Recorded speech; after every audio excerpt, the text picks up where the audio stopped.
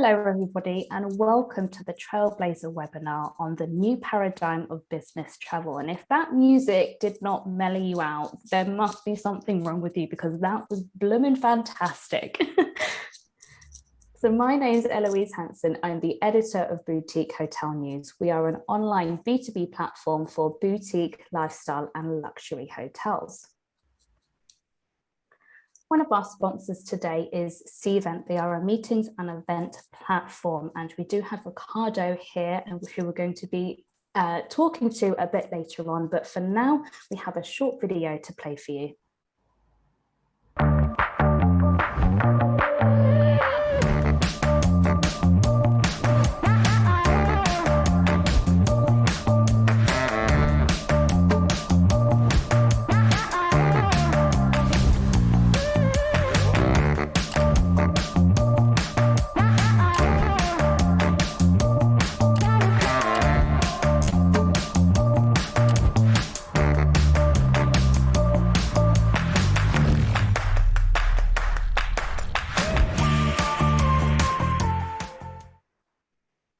And if you'd like to hear further or learn more further details about Cvent, please follow up on the links that have been popped into the chat there. So to give you guys a short overview of how this webinar is going to run today, we're going to spend 45 minutes chatting to our Trailblazers, followed by some time at the end to take any questions from the floor. So if you do have any questions, please share these in the chat or in the Q&A box, and I will get round to these as and when. And as a gentle reminder, this webinar is being recorded, and this recording is going to be emailed to everyone that's registered within 48 hours. Our second sponsor for today is Duve. They are a guest management platform, and again, we have a very short video to play for you.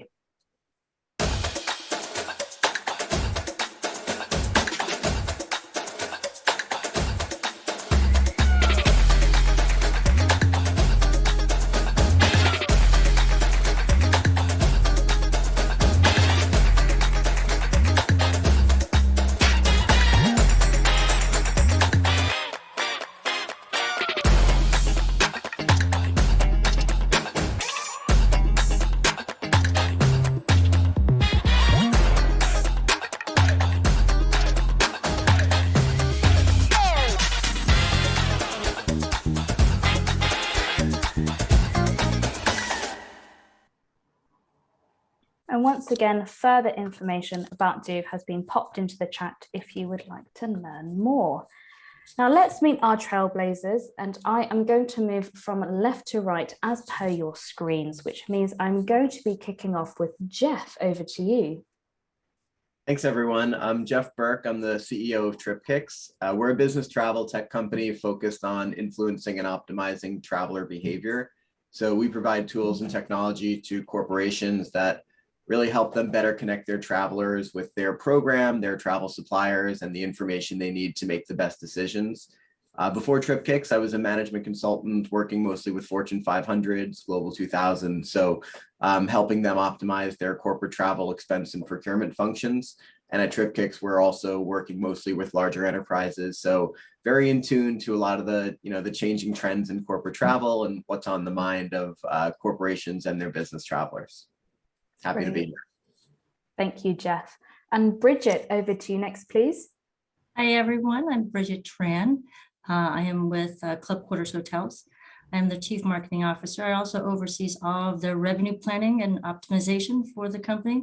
The company's been around about 27 years. For the last 26 years, it's been a business travel lifestyle hotel. And of course, due to the pandemic, no one's traveling, so we had to pivot, and that's where I came into the picture. So my role is really to continue our business foundation, but also to pivot into the B2C, the luxury sector. So much of what I do is to continue the success of our business travel, but also to build out more products and more strategy for growth on the B2C leisure side. Brilliant. Thank you, Bridget. And Ricardo, I'm coming to you next, please. Yeah, thank you, Eloise. So nice to meet everyone. My name is Ricardo Galanti. I'm the Regional Director of Sales at Cvent. I'm in charge for our strategic partner across Europe. And at the same time, I'm also in charge for our Cvent Trusted platform. Maybe you know it as Lanyon. You know that now Lanyon is called Cvent Trusted. We are still going through that rebrand. It's a difficult one, but yes, Lanyon is 100% part of our Cvent product family. And I've been at Cvent for the last 6 years. Before joining Cvent, I was at Pegasus Solution, Hotel, which is one of the most important representation company in the world, working with independent properties. So very, very happy to join today's webinar. Thank you, Ricardo. And last but not least, Jerome. Hi, thanks very much, Eloise. Welcome and thank you everyone for taking out some time out of your day.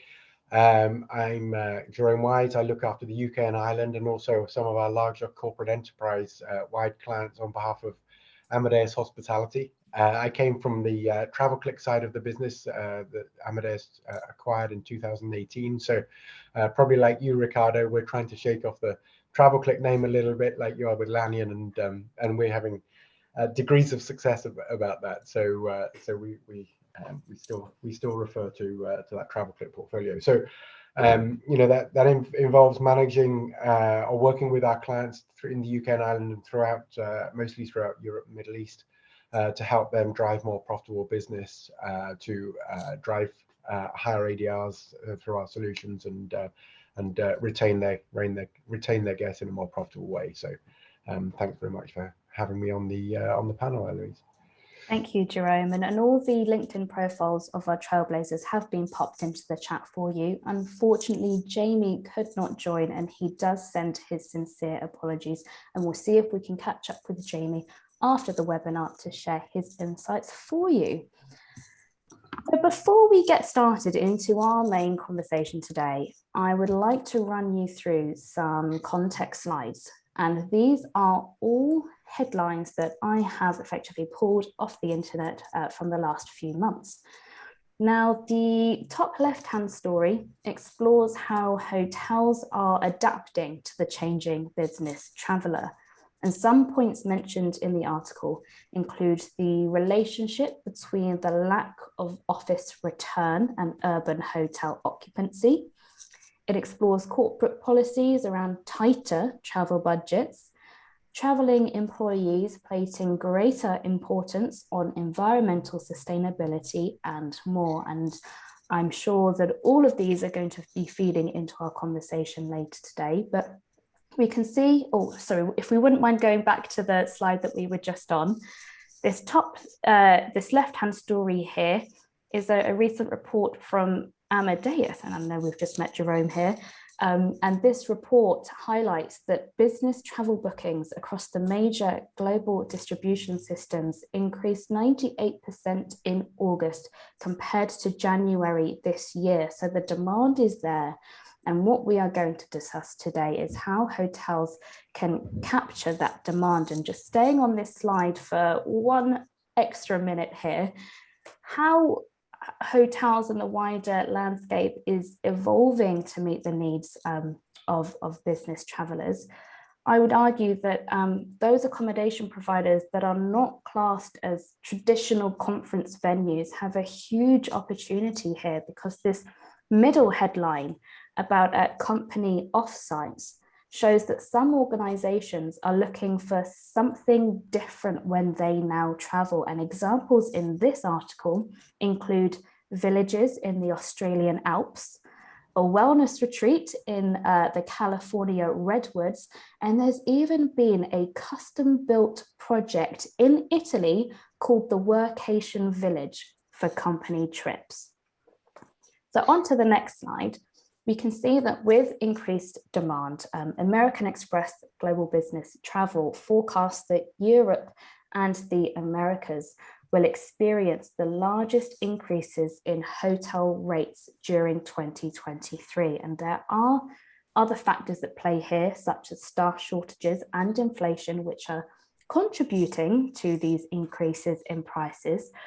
But again, I'd argue that this may prompt travel managers to lock in bookings as early as possible. And the left-hand story here about 3 compelling corporate travel findings is a feature from Cvent.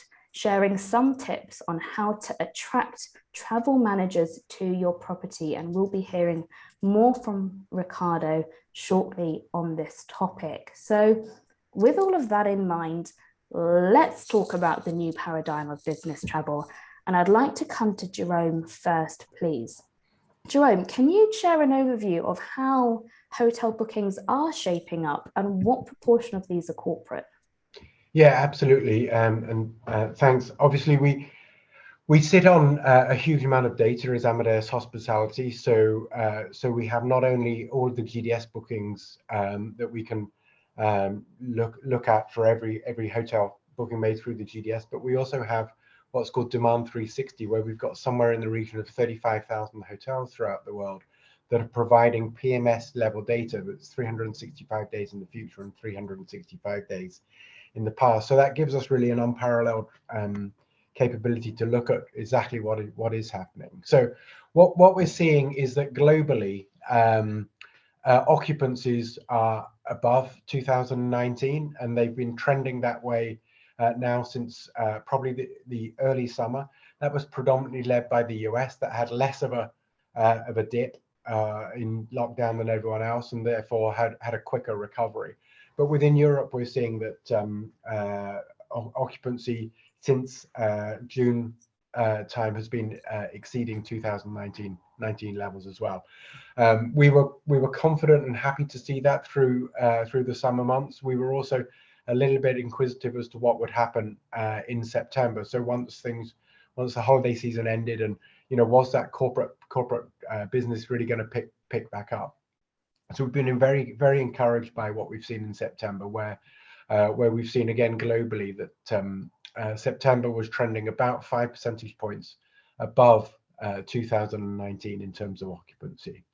And when we look in the UK, that's pretty much the same story. So in January 2022 in the UK, occupancies were in the mid 30% ranges, 80% or so in the height of the summer period, and now sitting between 75 and 80% in September. So it's encouraging. Obviously, occupancy only tells half the story because there's ADR in there as well, and ADR growth has been dramatic. I hope you've all benefited and realized some of that ADR growth yourself. But if you combine strong occupancy with an ADR that's sitting somewhere 15 to 20% above 2019, then your overall RevPAR should be looking very good, and that's certainly what we've seen to date.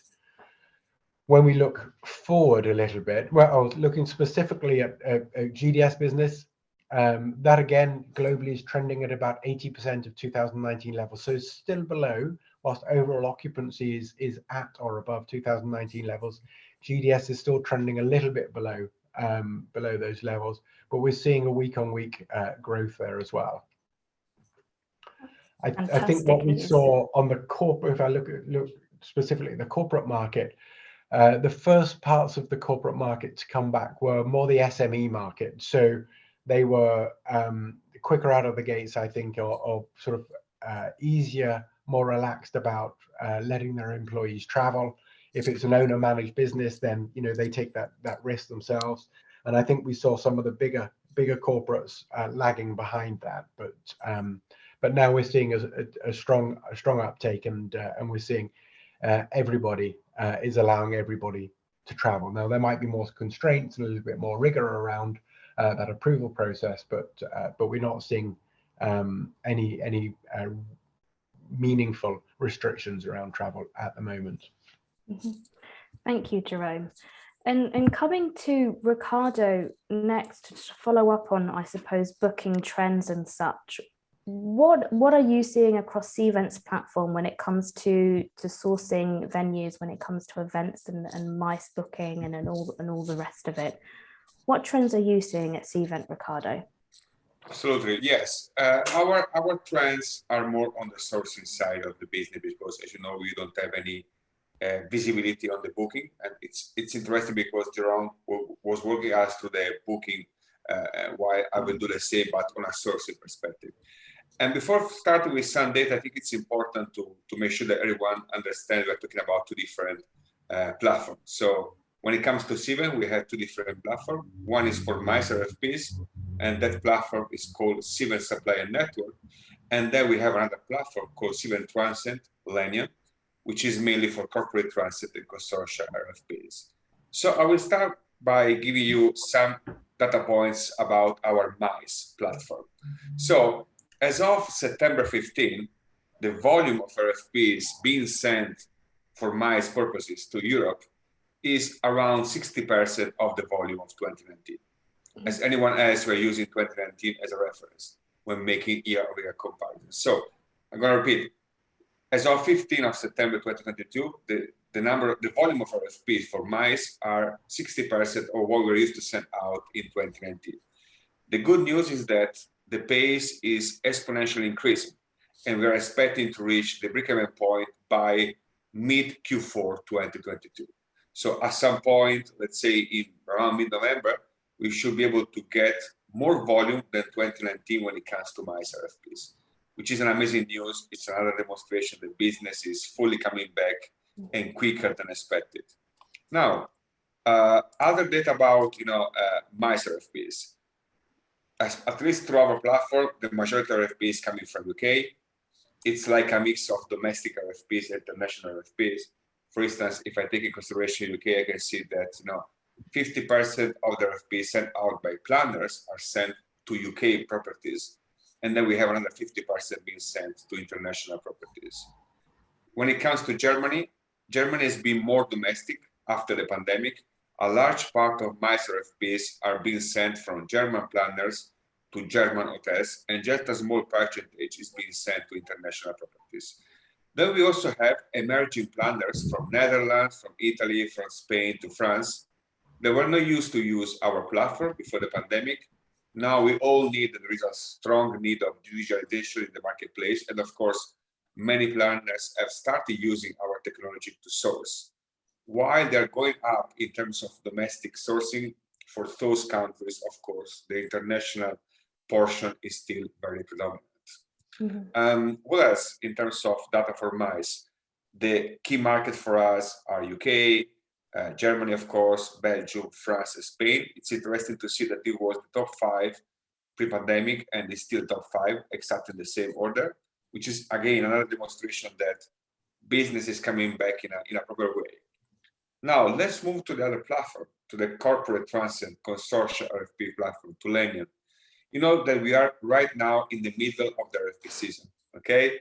So we are right now in the middle of the 2023 RFP season. I'm saying 2023 because you know that all the RFPs being sent now are for a 2023 negotiation. So the good news is that we are already seeing a pace 7% above the 2022 RFP season. We are still 25% below 2020, but again, we're expecting a lot of companies, corporations to make the sourcing to build their own hotel program during Q4. And again, we are expecting to be at least 23% above 2022 RFP season and very close to 2019 volume in terms of RFPs. Yes, it's also something that I wanted to share. What we are seeing in terms of new corporation, again, is another demonstration of the increasing need of digitalization. For the 2023 RFP season, we achieved 12 new programs being launched through the platform. It's a small number because at the end of the day, unique number of corporations using our tool is like 2,000. But it's interesting to see that all these corporations are within the Fortune 500 corporations. So we're talking about big corporations that for the first time are making sourcing. What does it mean? It means that those corporations, even if they are big corporations, they didn't have a need for sourcing before the pandemic. Now, after the pandemic, they understand the needs of efficiency, automation, digitalization, and that's the reason why we are seeing an increased number of companies using that. Last but not least, in terms of price, we see that the sourcing is shifting towards economy and mid-scale option. When it comes to upscale, upper scale, the pricing offer and the volume of RFPs is more or less the same as 2019. And when it comes to mid-scale and economy solution, also, upper mid-scale, we can see that the number of RFP received is at least 3% more than last year. And also the price point is a little bit more. But again, it's more about volume of RFP that, probably due to the inflation and a potential recession, many corporations are also looking to expand the number of economy properties part of the temple. I'm sorry, Liz, a lot of data in just 3 minutes. Yeah. You did very well, Ricardo. Thank you. So let's move on to look at the actual needs of business travelers and how they've changed. And this is when I bring Jeff into the conversation here. What are you seeing that's new amongst business traveler behavior? Yep. So there's a lot of new things amongst business traveler behavior. If I had to kind of summarize and group, I'd put them into 2 fairly large buckets. And the first is around team travel, and the second is around just changing traveler expectations in general. And just to kind of go through each of them a little bit. So, I mean, with team travel, it was mentioned earlier that the SME segment was kind of the first to come back. And it was really, small meetings that we as an industry were kind of seeing be the first travel back on the road. And that's a trend that's now continued. And it's continued also to the corporate markets as well. You have teams of travelers, and whether they're traveling for internal purposes, whether for internal strategy meetings or external purposes to go meet with clients, that's really what we've been seeing. So there's kind of an appreciation in the industry and for the traveler that it's not just about, you're not traveling just for that meeting, right? You have other objectives that you're now trying to accomplish on the trips too. So we're definitely seeing a trend that, travel right now it's become more social. People are spending less time in the office in general. So, when you're on the road with your colleagues, that's really your opportunity to form those bonds and connections, because you're not necessarily doing that around the water cooler in the office anymore. You have less of an opportunity. So, it is about the dinners. It is about the team building. Having fun on a business trip is okay, right? And maybe your employer is starting to accept that as well. So we're starting to see some really good trends there. I think also, when you're traveling as a team, you need space to meet. And previously, everything was centered around the office, right? Whether it was your company office or your client office, there was always like an office that you were traveling to. And if you needed space offsite, there needed to be a really good reason for that, because it was probably going to be another expense where you might have had the facility space, for the location at the location that you were going to. Now, an offsite location might be the only option. It might be what you're kind of expecting. So I think those are some differences with a team-related travel. I think changing expectations, our world has changed a lot in the past 2 years.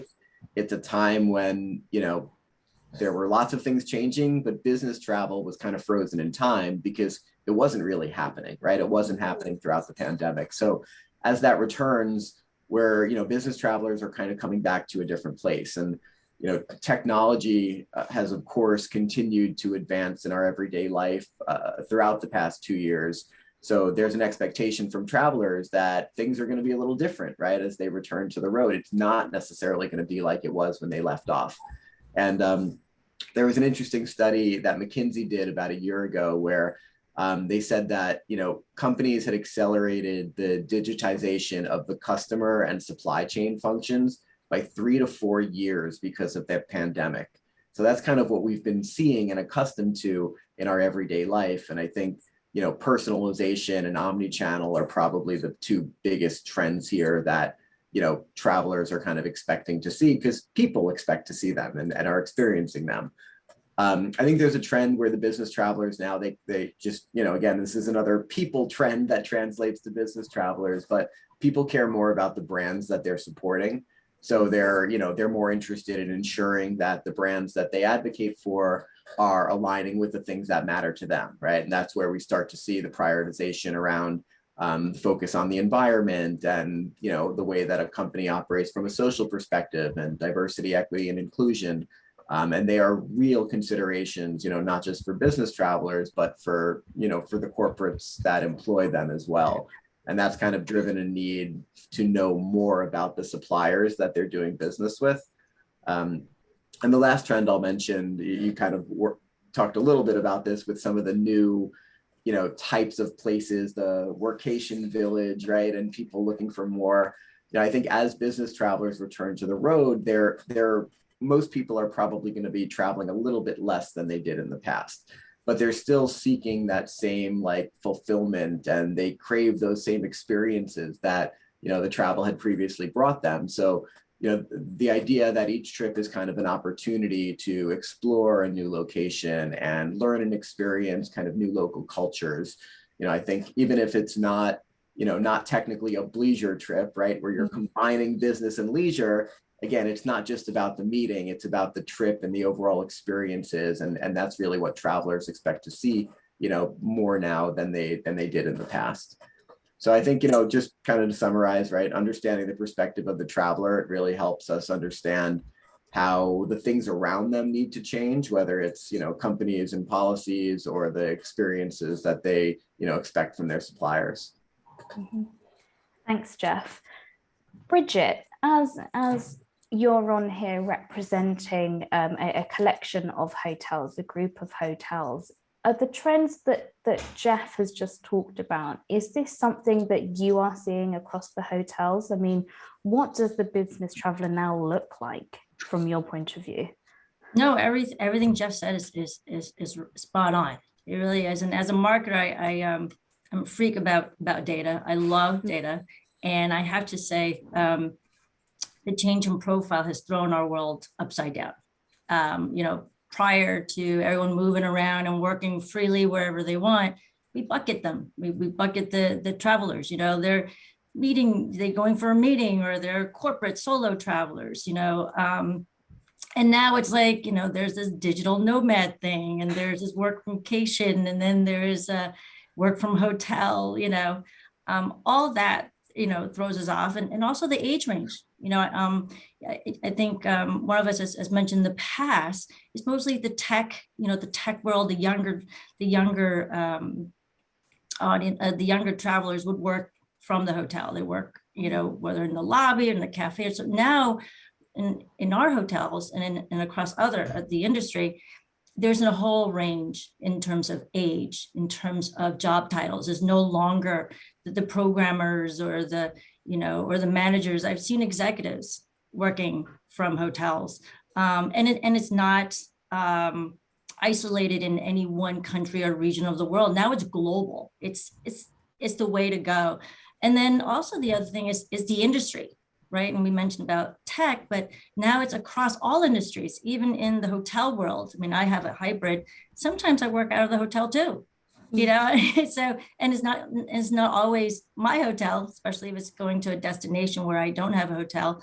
A perfect example is, some of our sales colleagues would make sales calls, and typically we would go to their offices, whether it's the travel agent, the meeting planners, the corporation.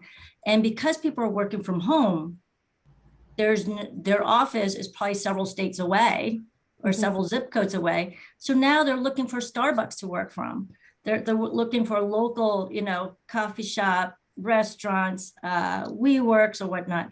So it has changed quite a bit in terms of profile. On the data front, it's awesome, but at the same time, it's been messy. I can't bucket them.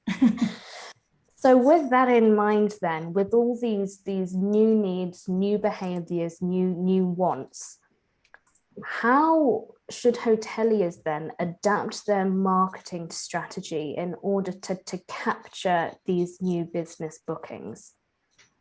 Well, there's many things. And so when I was doing similar jobs at Nobu and Mandarin, and this is way before the pandemic, there already been a trend, and now it's just amplified, of providing more experience, because years companies have expected their employees to travel for meetings, for groups and conventions and so forth. And you would sit in your meeting rooms for 8-10 hours, 2-3 days at a stretch. And so even back then, before the pandemic, Mandarin and Nobu, we've incorporated more wellness. Like at Nobu, we would provide yoga balls. So if you don't want to sit in a chair, you can sit in your yoga ball. You know, when you walk in, there's actually a hot towel for you, you know, to clean your hands or face. And there's yoga mats. If you want to take your meeting on the yoga mat, you can, if you don't want to sit. So stuff like that. But all these things are now amplified. Now they're becoming more popular, becoming more trendy. And I remember in Mandarin, this is like 10 years ago, we were converting suites into boardrooms because it was more, you know, it was more intimate versus, you know, and they would have butlers or concierge that would service them, and it was just dedicated to them. Here at Club Quarters, what we've been doing is making all the rooms, now that includes the lounge, that includes the suites and the boardrooms, but making it more kind of WeWork-like, kind of village, you know, Works Village-like, where it's a little more homey versus very stale boardroom. And I think, you know, prior, you know, to pandemic, especially when we market to business travelers, we basically market to the corporation that we partnered with. So, you know, it could be any financial, any tech, any company. And basically we make these deals with them to buy blocks of rooms. And then that company will in turn give those benefits or require that their staff books at these hotels, because these are the deals that they've made with X, Y, and Z hotel. We've never really, and this isn't industry-wide, we've never really market to the business traveler, you know, and these are the people that are coming to our hotel.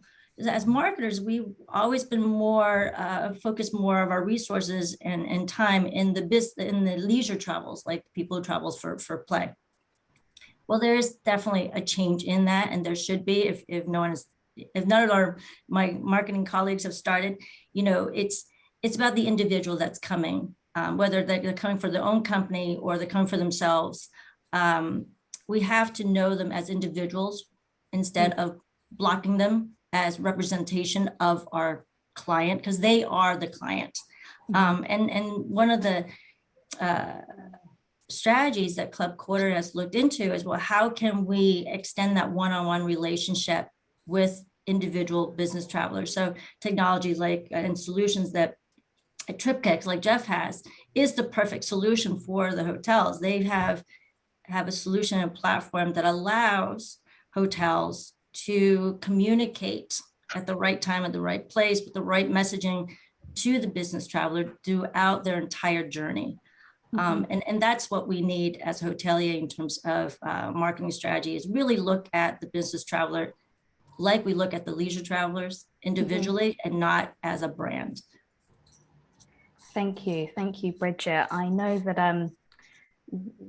a couple of points that you mentioned just a moment ago, we recently held an in-person event about the future of the office and the future of work.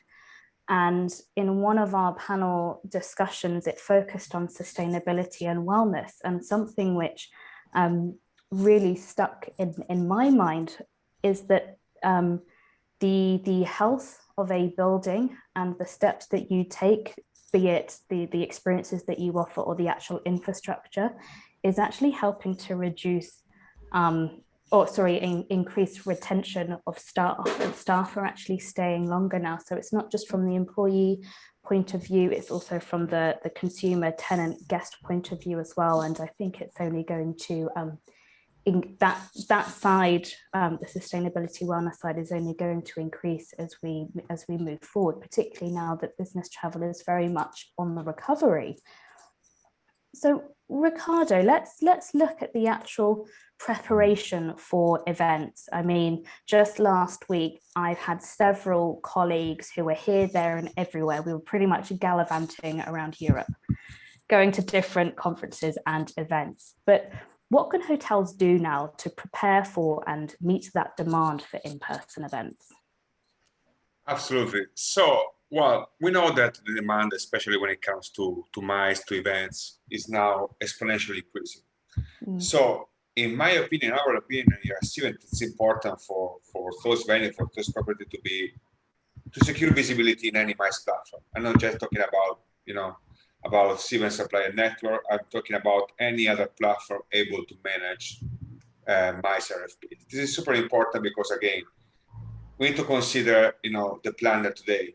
The planner today is looking for automation, for efficiency, for online visibility. They want to be able to work with platform very quick in responding with all the information they need. So the first point is to be really able to secure visibility in those platforms. And second one, very important, is to also be able to respond to secure response time. To be able to respond in a timely fashion. And it's super important, and it's quite challenging to achieve this one because we know all the issues hoteliers are experiencing today, like lack of staff, lot of turnover, new people joining our industry. And again, this is not good if you want to boost efficiency. But again, it's super important to be able to be in a position to really go back to the planners in a timely manner in order to win that business. Another very important one is, again, think about a new planner, millennial planner. They want everything online. They want everything automated, very, very visual. It's very important, for any hotelier to be able to showcase their MICE space in a very good, efficient, impactful way. I'm talking about, think about site inspection, printed brochure. Of course, they're still part of the sales approach, but the importance of those tools is lower than it was, 5 years ago. Now, many planners are looking for interactive for plans, are looking for photorealistic 3D, like, hey, I don't have time to travel to London to visit your space. I would like to have a rendering, or I would like to be able to make a virtual reality inspection, like giving me the ability to really navigate across your spaces, okay? Or maybe, I want to be in a position to interact with you real time if I need to change the setup of a specific meeting room, avoid back and forth and really work together on time, real time on the same platform, like, what we call the Grammy solution. All these kind of solution are super important to boost the efficiency and to make sure that, your property is really able to compete on this very, very competitive market. On top of that, I think another very important way for hoteliers to secure business is to be on data, to make decisions that are data-driven. It's important to understand what's the trend, not just in terms of volume of RFP received, but in terms of what should be the price point. And there are so many different BI tools in the marketplace where you can understand where you are. So again, the switch from manual processes to automated processes in order to boost efficiencies is a key one in our opinion. So it's not just about being on the platform, it's also about making the most when you are the platform on an operational perspective. This was, again, on the MICE side. On the corporate side, my feeling, supported by number, of course, is that imperative for hoteliers to be able to match those travel manager expectations, like, LRA inclusion. LRA is becoming a must more than ever now after the pandemic. And also another one would be hybrid rates, be in a position to offer hybrid rates. When I say hybrid rate, I mean a rate linked to bar, but at the same time a fixed rate. So for instance, I want to offer you 5% of my best available rate, but at the same time, my ceiling rate, my top rate will be £400, which means that I will commit not to go over £400 during the negotiation, during the year. So, this is super important for travel manager. Travel manager are increasingly asking for that dual rates rate plan.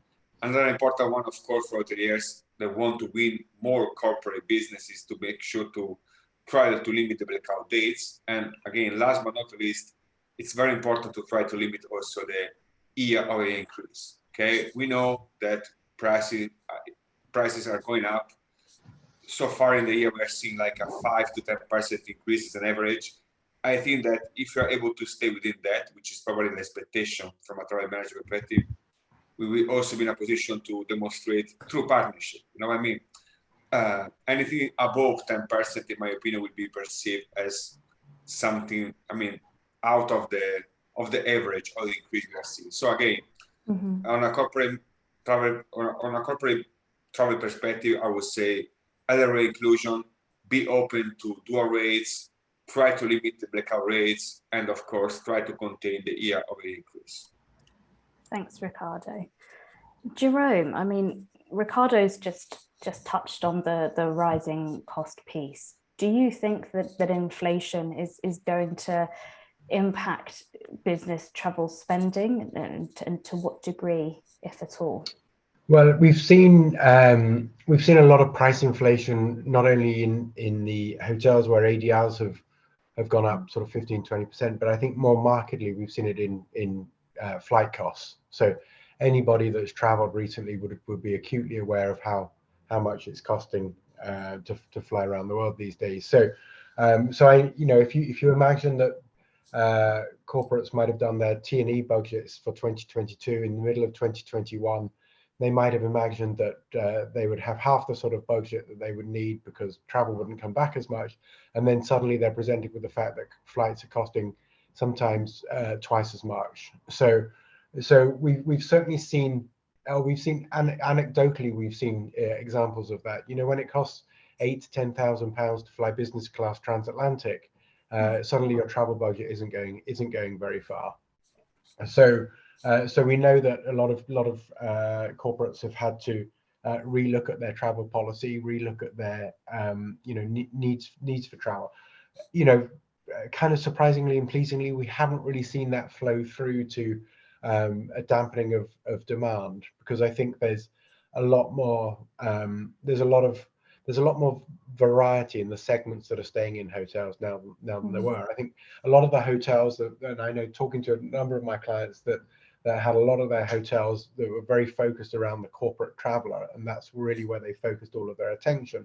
As they've come out of their pandemic, they've gone, you know what, we had too many eggs in one basket, and whilst that was great in 2016 through to 2019, we see that as a risk strategy now. So where they were quite happy to take most of their business from 2 or 3 large corporates, they're now saying, you know what, we'd rather take that business from 10 or 15 large corporates, or 10 or 15 smaller corporates, and we'll decline some of those big corporates that previously were able to negotiate very hard with the clients because they had X thousand number of room nights, etc. So I think that's definitely a manifestation of people wanting to spread their risk and exposure around different segments.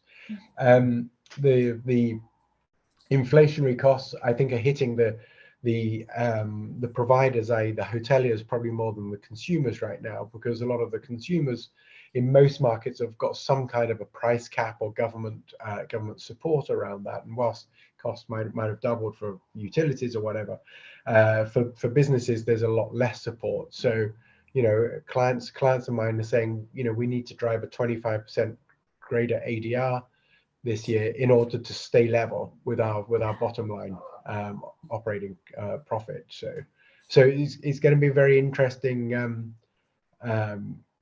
to see what sort of elasticity there is on people's propensity to pay for accommodation, because I think we will see those costs naturally drive up as we've got resource shortages that drives wage demands, and rightly so, because the hospitality sector has been underpaying for the last ever, really. So it's about time that people that you're asking to work until midnight on a Sunday night to get paid appropriately. So but that has to flow through to the consumer ultimately.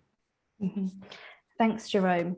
Building on top of that, Bridget, I mean, how is this shaping your corporate communications, but also the I suppose the service standards actually at the hotel, the boots on the ground? Yeah, so at Club Quarters, it hasn't really affected any of our corporate communications or service standards. And the luxury level, they'll probably say the same as well. But in other hotels, probably like the more mainstream and some lifestyle, there might be more self-service amenities. And it's I mean, as Jerome is saying, that as an industry-wide, hotels are having a harder time to keep or maintain or make the same level of profitability as it has in the past, and to maintain the same level of operational efficiency and effectiveness due to staff shortages, due to simply the cost of doing business has jumped exponentially, from utility costs to cost of materials. So really, in order to keep the same level of services, many hotels might have to reduce the number of rooms that they can sell because they don't have enough staff to clean the room, or they can't take on the volume of checking in and checking out. And then also because, we had a distribution problem, and we still kind of do, in some things. So not getting the supply, simple toilet paper, we might not get the supply because the shipment is not coming. And so therefore we have to reduce those rooms if we don't have enough sheets and this and that. Thank you. Thanks, Bridget. To move on to talk, to keep on theme, I suppose, with the rising energy costs, there is an argument out there that this could actually prompt the mobile workforce back into the office, particularly over the winter months, because so that they don't have to pay for such things as heating. Jeff, what opportunities might this present for hotels? Yeah, I think it's an interesting kind of question, right? I think there are lots of factors when you look at, is this really going to prompt or reverse the trend? I'm a believer that this hybrid world that we're in is going to be the world that we're in for quite some time. So I don't believe that we're going to see a mass, return to the office because of the rising energy prices. I think it's a very individual decision, and I think, especially companies right now, as they're determining their policies, they're trying to figure it out, right? And I think the policies that companies have right now and the stance that they have right now will probably be very different in 1 or 2 years from now as we, all continue to learn and evolve. But, if we look at, some of the push-pull factors that we're kind of seeing between companies and their employees, companies want to build that culture. They want to make sure that their employees are being productive, probably a little bit of Big Brother in there, monitoring that people are doing their job. They want to spur that creativity that comes from being in person. And, employees want all that too, but they also want flexibility. They want autonomy. And that's why they're, comfortable kind of being remote or working from different places. I think hybrid can work well to accommodate all of that. And I think even as more people do return to the office, which is certainly what, a lot of companies are hoping for and counting on, the companies are going to have a different footprint, right? So they're not necessarily going to have the same meeting spaces and workspaces available within their office.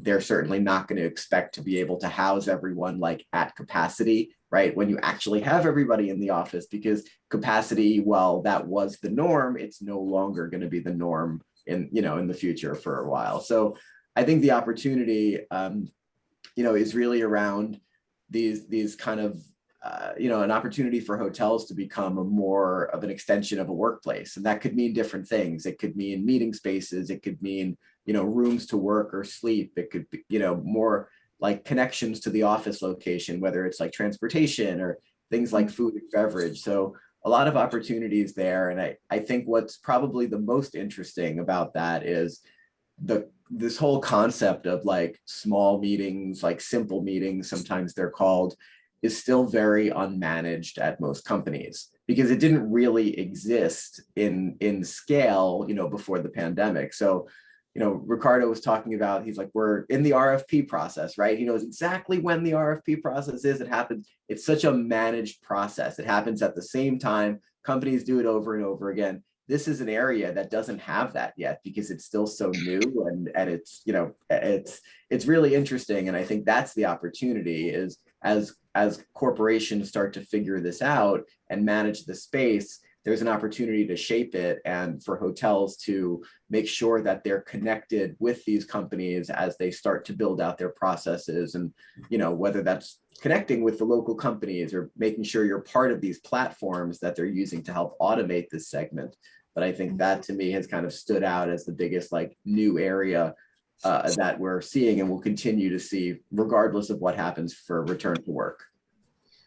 whilst I have you, Jeff, could I ask what role you think accreditation schemes or certificates might play in a when a traveller decides to choose, say, which hotel to stay at, which venue to work from? I think you mentioned earlier that they are now aligning certain brand values with the values of your own personal self.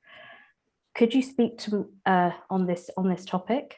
Sure. Sustainability in the travel industry, and especially in the business travel industry, is one of the hottest topics right now and has been for a bit. And I think it's because we're seeing a little bit of like the perfect storm, where we're seeing the top and the bottom, and it's demand from both, where we're seeing the travelers. This is important to the travelers, kind of representing that bottom, and it's also important for the corporations, right? They're getting pressure from capital markets to make sure that they're prioritizing this and moving the needle on sustainability. So it's kind of been like forced into the spotlight because it's so important for both travelers and companies, kind of that top bottom. So, on the traveler side, absolutely. I mean, it's important to a lot of travelers now from a personal value perspective. If they're choosing where to stay or who to do business with, which they are when they're traveling for business, right? Company can recommend and have preferred suppliers, but it's the traveler's decision at the end of the day.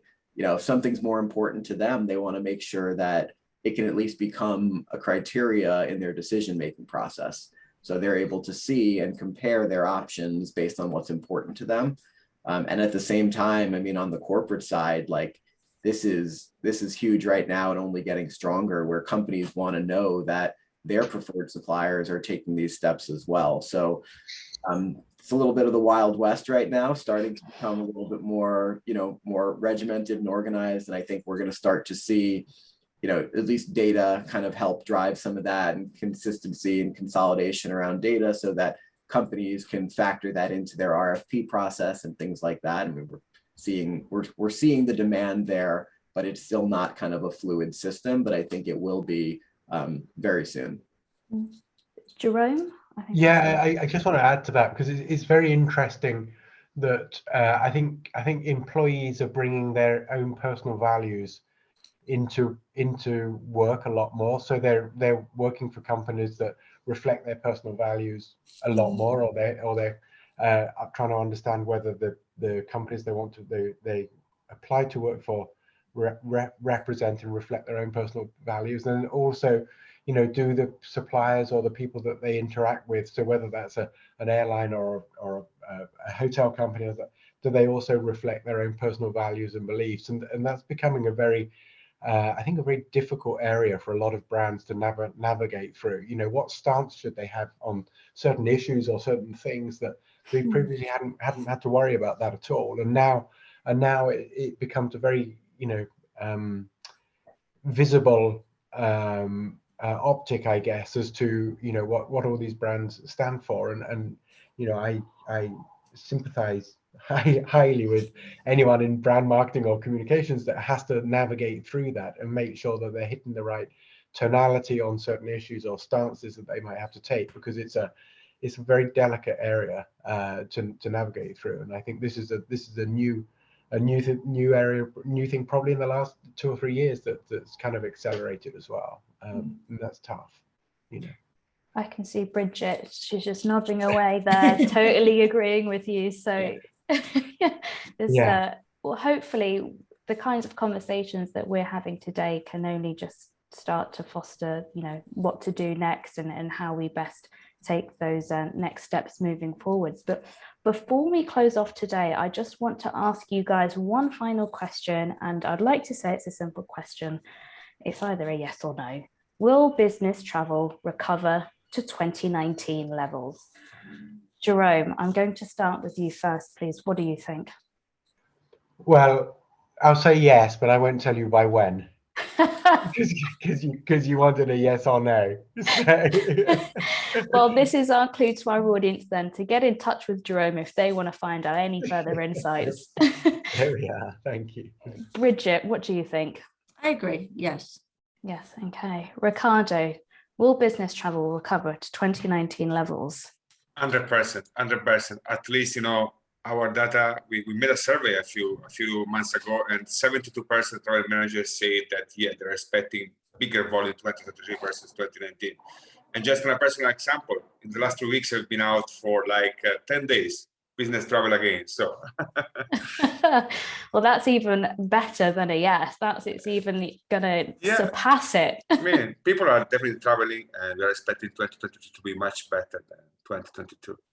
Fantastic. And Jeff, your thoughts? Yep. Similar to Jerome, yes, it will. I mean, business travel has been it was a growing industry for so many years, right? It's not going to reverse trend and start to shrink, but it's just going to take some time.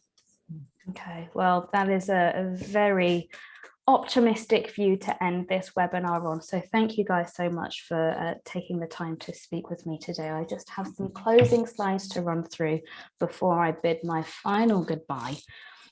I would like to highlight an upcoming webinar. It's a week today that I'm hosting on October the 17th. It's called Do You TikTok? The new mix of marketing and distribution, and the link to register has been popped into the chat there. It will be great to see our lovely audience back here this time next week.